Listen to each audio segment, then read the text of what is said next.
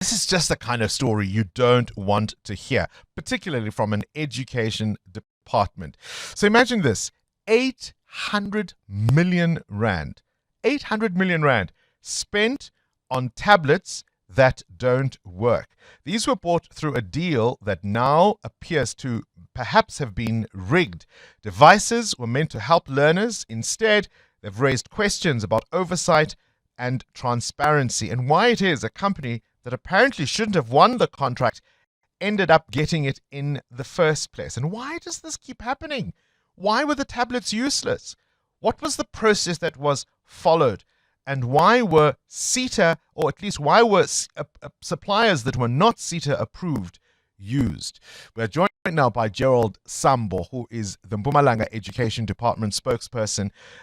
Gerald Sambo, thank you so much for your time and welcome to 702 Breakfast. No, thank you so much for having me, Bongani, and greetings to all the listeners of 702. This is a story, obviously, that's already been published, and it's just one of those that when you read it, you go, what do you mean? How was 800 million rand spent on tablets that don't work? No, I think what we can indicate currently as a department is that with our reporters, before you write something, it's very important to verify the facts with the institution concerned. Like, for instance, in this case, nobody from City Press has written to the department and gave us the right to reply. They went ahead to publish the story that is not factual and a story that is misleading to the public without, getting the correct information from the department. We have no knowledge of any faulty devices that were procured. Currently, at this stage, we are in the process of profiling all the learners who needs to receive this tablet. So we have not received any tablet as a department. What we can confirm is that we do have an arrangement or a contract with a Rainmaker through CETA, and the arrangement is between us and Rainmaker, and there are internal procurement processes. We do not interfere with those procurement processes, but we do give them specifications and have an agreement so that whatever devices they deliver to us as a department is the device that is actually in line with the specifications.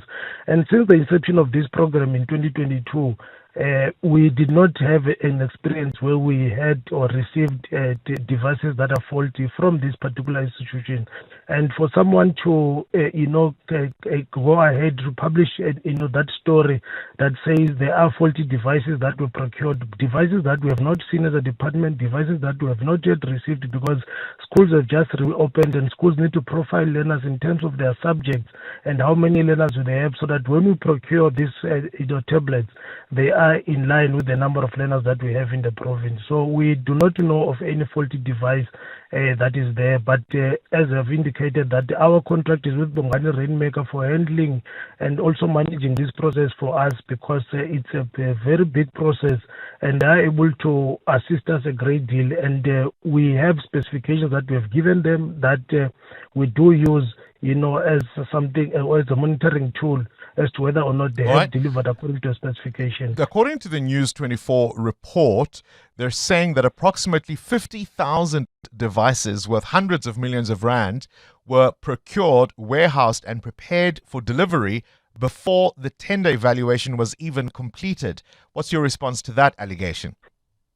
I think they are missing a point, because what we have done currently, we are in the process of appointing a new service provider, because the contract that we had with Bongani Rainmaker had expired. But because we wanted to ensure that while the appointment processes or while we're finalizing the tendering processes, we do procure tablets for these children. And they've got a contract with Gauteng, and we have a department, we have participated through that contract, and that is allowed in terms of the supply chain management processes, where in another department has a contract with another institution, then we can participate in terms of procuring that, because we wanted to make sure that we do not delay procuring these tablets for these kids. So there is no way where we have. So hold on. Let me just make sure I'm following what you are saying. So you are saying that your previous contract with this supplier had expired. Is that correct?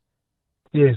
And in order not to delay the delivery of tablets, because they've got a contract with another provincial department, you went ahead and procured from them anyway. we participated through that, and that is allowed Without in a terms contract. of supply chain management process. They have a contract with Gauteng Department, But not with you. Hold on, not but with you though. with the supply chain management principles in terms of procurement, any institution is allowed to procure through a company that has got a contract with another department participating in that tender. So there's nothing wrong in us procuring, through the contract that they have with Gauteng and participating in that particular contract. We've not broken any supply chain management process because our interest was to ensure that our learners get these tablets at the end of the day. While we wanted to make sure that we speed up the appointment of a new service provider. Hold on, Gerald. Going forward, we'll manage this process for the department. You're repeating the same things. I just want to make sure I've got absolute clarity on what you're saying.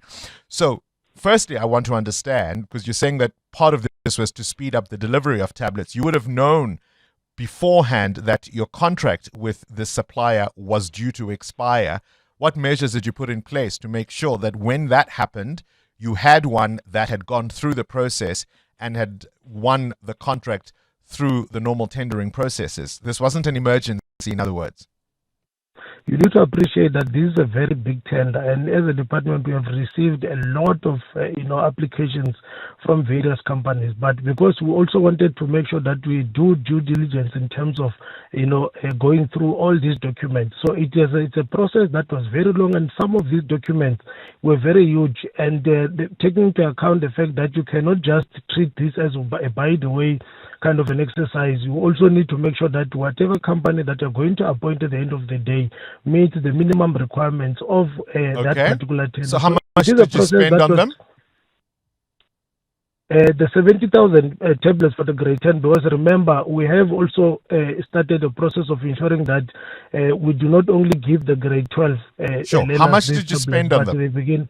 Yeah, but I think if you can give me an opportunity to speak, it will also assist us and also empower our listeners who are listening currently, because every time I try to answer, you come in and it does not, make me comfortable, with this interview, because at the end of the day, you need to get information from us. But if I'm trying to answer and you keep on interjecting, it's a simple question. How much did you spend on them?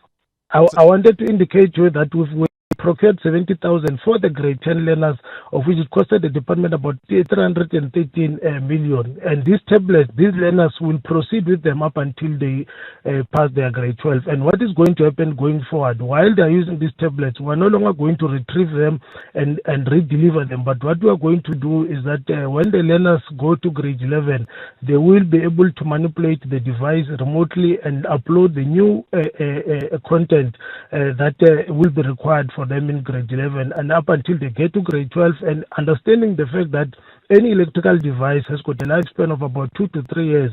When they complete their grade 12, it's something that we do not wish to give to another learners, because it might have having its own challenges. Because even the cell phone that I'm using currently, I do not keep it for more than 2 years, because the lifespan of any electrical device is about 2 to 3 years. So we have taken a decision to say, in order to make sure that we are cost effective in this exercise and learning from the previous experiences, let's buy these tablets from grade 10 so that these learners proceed with these devices up until they get to grade 12.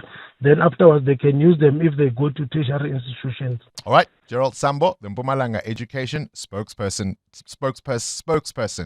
7:02. Coming up, the big interview. It's the word department that I was forgetting. The Mpumalanga Education Department spokesperson. Just to clear up a couple of issues from that last interview with Gerald Sambo, the spokesperson of the Mpumalanga Department of Education. Firstly, he says they weren't given the right of response by News 24, who published the original article on which we based our discussion. News 24 said they had reached out for comment on the allegations but had not received a reply by the time of publishing. So they did try and reach out to them. The article alleges all sorts of failures in terms of the system. These devices have to be CETA approved. News 24 quoted CETA as saying they had not been involved in the process. The supplier in question, Bongani Rainmaker, were alleged to have been both the project managers and to oversee the procurement of the very tablets they supplied, and there are allegations that they weren't working. But even if you accept all of his explanations, the 313 million rand spent on a supplier almost as an emergency measure. The idea of using a supplier that has a contract with another department works in an emergency. They would have known well ahead of time that the contract with the current supplier was due to expire. And so how this was then used as the reason for bypassing normal procurement procedures still remains unanswered. This is Breakfast with Bongani. Current events, developing stories, Tough questions. your voice making a difference. This is Breakfast with Bongani Bingwa.